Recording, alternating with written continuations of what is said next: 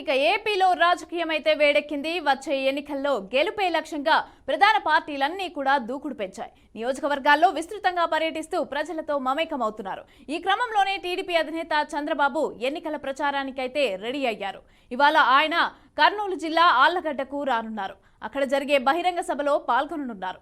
రాష్ట్రంలోని అన్ని పార్లమెంట్ నియోజకవర్గాల్లో కూడా రా కదల్రా కార్యక్రమం పేరుతో చంద్రబాబు బహిరంగ సభలను అయితే నిర్వహిస్తున్నారు. ఇప్పటికే కనిగిరి, తిరువూరు, అచంట నియోజకవర్గాల్లో జరిగిన సభలు సక్సెస్ కావడంతో నేడు నంద్యాల జిల్లాలోని ఆళ్లగడ్డ నియోజకవర్గానికి చంద్రబాబు వెళ్లనున్నారు.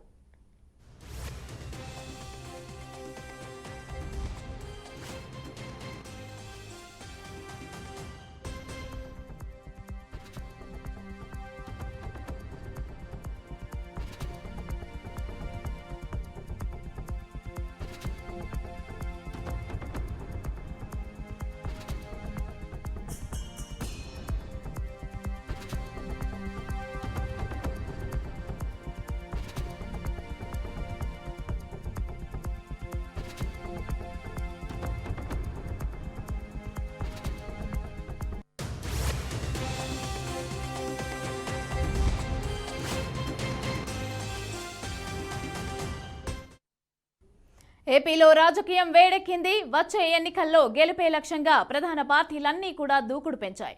నియోజకవర్గాల్లో విస్తృతంగా పర్యటిస్తూ ప్రజలతో మమేకమవుతున్నారు. ఈ క్రమంలోనే టీడీపీ అధినేత చంద్రబాబు ఎన్నికల ప్రచారానికి రెడీ అయ్యారు. ఇవాళ ఆయన కర్నూలు జిల్లా ఆళ్లగడ్డకు రానున్నారు. అక్కడ జరిగే బహిరంగ సభలో పాల్గొంటారు.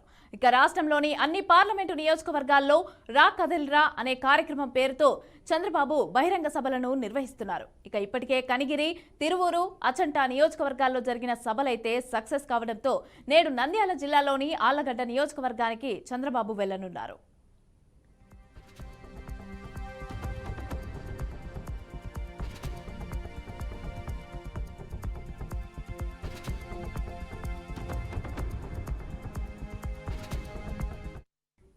రెడ్డిగా ఈ సభలకు సంబంధించి అయితే పూర్తి డీటెయిల్స్ మా ప్రతినిధి సత్యన్న అందిస్తారు. సత్యన్న, చెప్పండి, ఇవాళ ఆళ్లగడ్డకైతే టీడీపీ అధినేత చంద్రబాబు రానున్నారు. ఎంతమంది హాజరు కానున్నారు? అలాగే ఏర్పాట్లు ఎలా జరుగుతున్నాయి?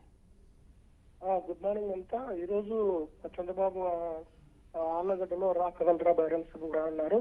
ఈరోజు మధ్యాహ్నం 2 గంటలకు ఆళ్లగడ్డకు ఆయన హెలికాప్టర్ ద్వారా వస్తారు.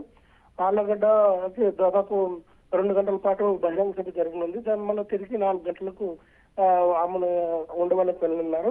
ఈ చంద్రబాబు రా కదల్రా బహిరంగ సభకు మాత్రం ఆళ్లగడ్డకు సంబంధించి మొత్తం అన్ని ఏర్పాట్లు పూర్తి చేశారు. దాదాపు ఈ బహిరంగ సభలో దాదాపు 1,00,000 మంది జనాలను సమీకరించే పనిలో నాయకులు ఉన్నారు.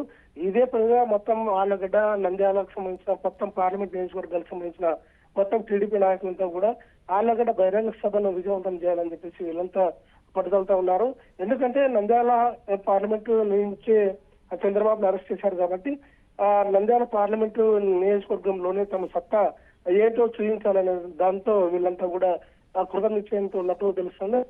ఏర్పాట్లు కూడా చేశారు. దాదాపు 1,00,000 మంది జనాలను సమీకరించే పనిలో ఉన్నారు. మొత్తానికి అయితే చంద్రబాబుకు సంబంధించిన మొత్తం రాయలసీమ జిల్లాకు సంబంధించిన దాంట్లో మొట్టమొదటి సభ ఆళ్లగడ్డలో జరగనుంది. రా కదల్రా సంబంధించిన సభ.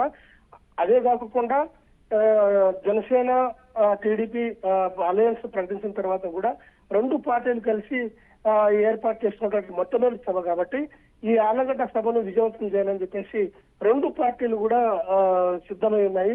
దీనికి సంబంధించి అన్ని ఏర్పాట్లు చేశారు. దాదాపు 2 పార్టీలకు సంబంధించిన నాయకులు కూడా ఈ సభలో పాల్గొంటున్నారు.